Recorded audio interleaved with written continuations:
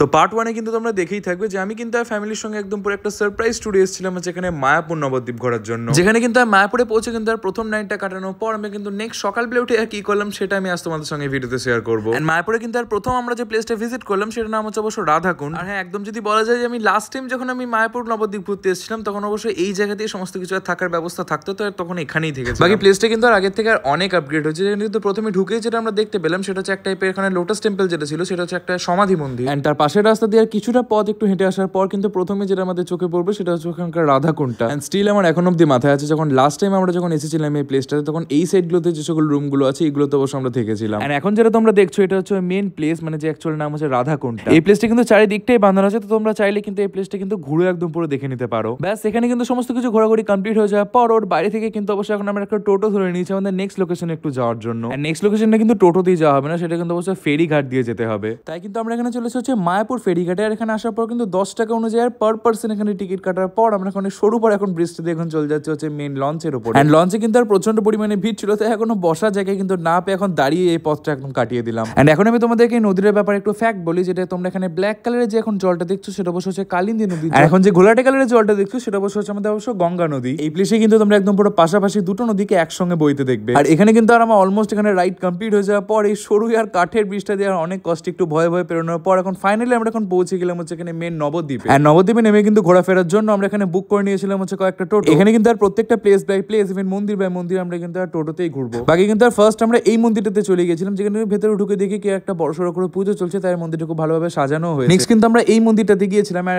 এটাও নাম কিন্তু অনেস্টলি ভাবে বলতে গেলে আমার মনে নেই, তো অবশ্য তোমরা যদি কোনো না কোনো মন্দিরের নাম যদি জেনে থাকো তো অবশ্যই আমাকে কমেন্টে কিন্তু লিখতে পারো। বাকি এখানে কিন্তু শ্রী শ্রী বলদেবজির মন্দিরটা কিন্তু আমার এখানে খুবই ভালো লেগেছে, যেখানে কিন্তু আর বাইরেটা বিউটিফুল ছিল আর তার ভেতরে ঢুকে কিন্তু আর প্লেসটা কিন্তু আরো বিউটিফুল ছিল। আমরা অবশ্য যে টাইমে গিয়েছিলাম সেই টাইমে কিন্তু বেশিরভাগ মন্দিরে কোনো টাইপের পুজো হোক বা কোনো টাইপের আরতি এখানে চলছিল। বাকি কিন্তু এখানে হনুমানটা দেখে ভাবছি আর যে আমি এখানে এখন কি করছি অ্যাকচুয়ালি। এন্ড এটা অবশ্য হচ্ছে নবদ্বীপের লাস্ট লোকেশন, যেটা অবশ্য হচ্ছে সোনার গৌরাঙ্গ। এন্ড এই মন্দিরটাতে কিন্তু আর অন্যান্য মন্দিরগুলোর তুলনায় একটু বেশি ভিড় ছিল, যেখানে অবশ্য ঢোকার জন্য তোমাদেরকে অবশ্য 5 টাকা পার পার্সন অনুযায়ী টিকিট কেটে তবেই কিন্তু তোমরা মন্দিরের ভেতরে ঢুকতে পারবে। এন্ড দর্শন সব কমপ্লিট করে নেওয়ার পর আমরা এখানে একটা ছোট্ট মার্কেট এখন ঘুরতে ফিরতে আমরা চলে এলাম হচ্ছে এখানে নবদ্বীপের এখন সব ওয়ার্ল্ড ফেমাস দই খাওয়ার জন্য। বাকি কিন্তু নামেও নয়, টেস্ট ওয়াইজ কিন্তু আর আমার অন্যান্য প্লেসের দইয়ের তুলনায় এটা কিন্তু সব থেকে বেস্ট লেগেছে। এই প্লেসটি কিন্তু ফেরিঘাটের পাশে একটা মিষ্টির দোকান, তো তোমরা যখন ফেরিঘাট থেকে নামবে তো এখানে কিন্তু ব্রেকফাস্ট আইটেম অনেক কিছু সেল করে, তো তোমরা এখান থেকে বসে খেতে পারবে। এই প্লেসটার নাম হচ্ছে মিষ্টান্ন ভান্ডার। এন্ড দই খাওয়া কিন্তু ফিনিশ করার পর আমরা কিন্তু সেখান থেকে কিন্তু পাশেই কিন্তু ছিল হচ্ছে ফেরিঘাট, তো এখানে অবশ্য 10 টাকা পার পার্সন টিকিট কেটে আমরা এখন অবশ্য ব্যাক টু মায়াপুর চললাম। কারণ আজকে দুপুরের লাঞ্চটা কিন্তু অবশ্যই মায়াপুরের সমস্ত কিছু প্ল্যান ছিল, যেখানে কিন্তু অবশ্য আমরা আগে থেকে টিকিটও কেটে রেখে দিয়েছিলাম। তাই কিন্তু লঞ্চে করে মায়াপুর ফিরে কিন্তু এত গরমের মধ্যে একটু ঠান্ডা ঠান্ডা এখানে অবশ্যই খেয়ে নিয়েছিলাম হচ্ছে আমি ডাবের জল।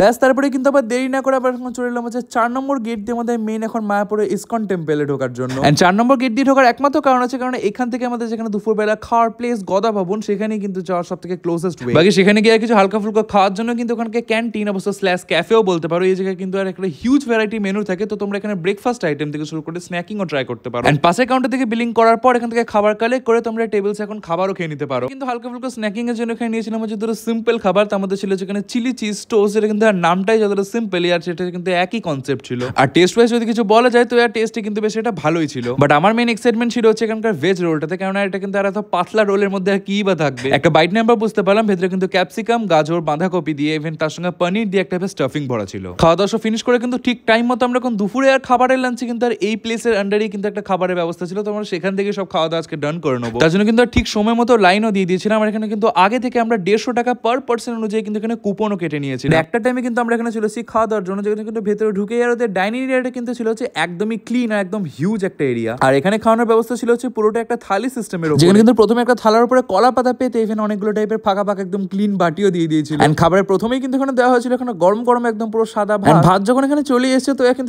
ডাল তো অবশ্য থাকবেই, তো এখানে কিন্তু একটা টাইপের মুগের ডাল দিয়েছিল, যেখানে কিন্তু হালকা ফুলকা ভেজিটেবলসও ছিল। নেক্সট কিন্তু তরকারির মধ্যে প্রথম তরকারি এখানে দেওয়া হয়েছিল হচ্ছে শুক্তো, এন্ড তারপরে দেওয়া হয়েছিল আমার একটা ফেভারিট জিনিস, এখানে কিন্তু দেওয়া হয়েছিল একটা বড় পিসের মধ্যে একটা বেগনি ভাজা। বাট বেগনিটা ছিল হচ্ছে একদমই ঠান্ডা, এটা গরম হলে অবশ্য টেস্ট ওয়াইজ আরো একটু বেটার লাগতো। এন্ড সেকেন্ড তরকারি এখানে চলে এসেছে হচ্ছে একটা পটলের তরকারি, ইভেন তার সঙ্গে দেওয়া ছিল এখানে পনির, আলু, ইভেন তার সঙ্গে আর মটর দিয়ে একটা টাইপের তরকারি। এখন কিন্তু আর এখন বেশি দেরি না করে এখন খাবার দাবার অবশ্য শুরু করা যায়। বাট অবশ্য তার আগে কিন্তু আর প্রথমেই স্যালাড দেওয়ার কথা ছিল, সেটা অবশ্য ভুলে যাওয়ার পর কিন্তু অবশ্য লাস্টে এখন স্যালাড চলে আসে। এখন কিন্তু অবশ্য খাওয়া শুরু করা যাক। তো এখানে কিন্তু আর ভাতের মধ্যে আমি এখন বেশ এখন মোটামুটি টাইপের এক টাইপের এখানে মুগের ডাল ছিল, তো সেটা এখন ঢেলে কিছুটার মতো উপর থেকে লেবু দেওয়ার পর তার সঙ্গে এক টুকরোর মধ্যে এখানে বেগনি ছিঁড়ে যখন এখন ফার্স্ট বাইট আমি বানিয়ে এখন ট্রাই করে দেখলাম, তো আর জাস্ট অ্যামেজিং লাগে। লাগলো। একটা দারুণ ব্যাপার হচ্ছে এটা কিন্তু থালির মধ্যে কিন্তু অবশ্যই এখানে 2 পিস রুটিও দিয়েছিল, যেগুলো কিন্তু আর হালকা পরিমাণে ঘিও লাগানো ছিল। তার কিন্তু একদম দেরি না করে গরম গরম রুটিগুলোকেই ভাবলাম প্রথমে ট্রাই করে নি। তাই পনিরের যে তরকারিটা দিয়েছে সেটা যখন ট্রাই করে দেখলাম তো বেশ খেতে টেস্টি লাগলো। এন্ড এটা যেহেতু কিন্তু এক টাইপের থালি, তাই কিন্তু তোমরা এখানে তরকারি ইভেন রাইস থেকে শুরু করে সবকিছুই আনলিমিটেড টাইমস এর জন্য নিতে পারো। এন্ড খাবারে কিন্তু একদম শেষের মুখে এখানে চলে এসেছে পাপড়, আর লাস্টলি কিন্তু দুটো ফাঁকা বাটি একদম পুরো ভর্তি করার জন্য প্রথমেই দিয়ে দেওয়া হয়েছে এক টাইপের মিষ্টি কম দিয়ে একদম টক এক টাইপের চাটনি। ইভেন তার সঙ্গে চলে এসেছে এখানকার মেন অ্যাট্রাকশন পায়েস, যেগুলো কিন্তু টেস্ট ওয়াইজ তো কোনো কথাই হবে না, জাস্ট খেতে এপিক ছিল। আর লাস্টে কিন্তু শেষ পাতে কিন্তু একটু মিষ্টিমুখ করার জন্য এক পিস দিয়েছিল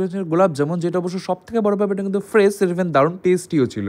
এন্ড খাওয়া দাওয়া কিন্তু এখন সমস্ত কিছু ফিনিশ করার পরে আর বাইরে বেরিয়ে দেখে কিন্তু আর এখানে কিন্তু বিন বর্ষার একদম পুরো জোরতোর ভাবে বৃষ্টিও শুরু হয়ে গিয়েছে। তাই এখানে কিন্তু বসে কিছুক্ষণ টাইম কাটিয়ে নেওয়ার পর ফাইনালি কিন্তু আমরা এখন প্ল্যান করলাম যে এখানে এখন মন্দির দর্শন করে নেওয়ার জন্য। এন্ড তোমাদের কিন্তু ফার্স্টেই বলেছিলাম যেখানে কিন্তু মন্দিরের টাইমিংস একটু অন্য টাইপের আছে, তো এগুলো অবশ্য দেখে শুনে এখন মন্দিরের ভেতর আমরা এখন চলে যাচ্ছি। যেখানে কিন্তু আর অনেক দিন পর আর এক টাইপের গরু গাড়ি আমি দেখতে পেলাম, জানি না এটা মন্দিরের কোন কাজে লাগছিল, বাট ইয়ার এটা দেখে আমার অনেক দিন পর খুব বেশ ভালোই লাগলো। তো আর মন্দির কিন্তু ঘোরাফেরা করার পর অলমোস্ট কিন্তু আর বিকেল থেকে কিন্তু এখন সন্ধে হতে চলো, আর তার মধ্যে কিন্তু আর হালকা ফুলকা একটু খাওয়া দাওয়ার ক্রেভিংস এর জন্য কিন্তু আর ভেতরে আমি এখন চলে গেলাম এদের এখানকার অনেক ছোট ছোট শপ থেকে কিছু খাবার ট্রাই করে নেওয়ার জন্য। যেখানে কিন্তু অবশ্য প্রথমে একটা ফ্রাইড ফুডের একটা ছোট্ট শপ ছিল, এটাই কিন্তু অ্যাটেনশনে আর খুব ভালোভাবে কিন্তু গ্র্যাব করেছে। তার একমাত্র কারণ হচ্ছে এদের এখানকার এই আইটেমটার জন্য, বাট তারা কিন্তু এটাকে পনির টিক্কা বললেও আমার কাছে কিন্তু আইটেমটার নাম পনির স্যাটেই অবশ্য থাকে। আরেকটা আইটেম ওখান থেকে ট্রাই করে নিলাম হচ্ছে ওখানকার একটা টাইপের ভেজ চপ ছিল, যেটা অবশ্য কিন্তু আর ভেতরটা একদমই ঠান্ডা ছিল, কারণ এটা একদম ফ্রিজ থেকে বের করে ডিপ ফ্রাই করে দিয়েছিল। আর টেস্ট ওয়াইজও কিন্তু আর খুব একটা ভালো ছিল। খাওয়া দাওয়া কিন্তু শেষ করার পর মন্দির চত্বরটা আরেকটু ঘুরে কিছুক্ষণ টাইম কাটিয়ে নেওয়ার পর রাতের টাইমে কিন্তু এখন আমরা চেপে পড়লাম হচ্ছে গাড়ি থেকে, কারণ অবশ্যই এখান থেকে অবশ্য বোলপুরে যেতে হবে আজ রাতের মধ্যেই। তাই আমার ফ্যামিলির সঙ্গে কিন্তু মায়াপুর ব্লগটা ছিল এতটাই। আবার দেখা হবে কোনো একটা নেক্সট ভিডিও, কোনো একটা নেক্সট ব্লগের সঙ্গে। বাই।